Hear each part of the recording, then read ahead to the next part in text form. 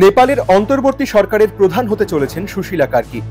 পরবর্তী নির্বাচন না হওয়া পর্যন্ত নেপালের সুপ্রিম কোর্টের প্রাক্তন প্রধান বিচারপতি সুশীলা কার্কিকে সেই দেশের অন্তর্বর্তী সরকারের প্রধান হিসেবে বেছে নিয়েছে জেনজি আন্দোলনের নেতৃত্ব। We must need various experience to run a country. So for the right now, we have only one good option, that is Sushila Karki, because she at least know how to run a country, to manage everything until the next election happen. Nepal সরকারের দুর্নীতির বিরুদ্ধে অনেক দিন ধরেই সরব ছিলেন সুশীলা কার্কি। নেপালে Gen Z আন্দোলনের শুরু থেকেই সমর্থন জুগিয়ে আসছিলেন সুশীলা। নেপালের পালাবদল ও রাজনৈতিক পরিস্থিতির উপর নজর রাখছে ভারত। সুশীলা বার্তা দিয়েছেন ভারতের সঙ্গে ভালো সম্পর্ক রাখার। প্রধানমন্ত্রী কেপি ওলির আমলে ভারতের সঙ্গে নেপালের সম্পর্কে কিছুটা অবনতি দেখা দিয়েছিল।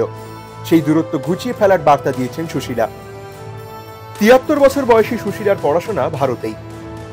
বেনারস হিন্দু বিশ্ববিদ্যালয় থেকে রাষ্ট্রবিজ্ঞানে স্নাতকোত্তর স্তরের পড়াশোনা শেষ করেছিলেন সুশীলা কার্কি।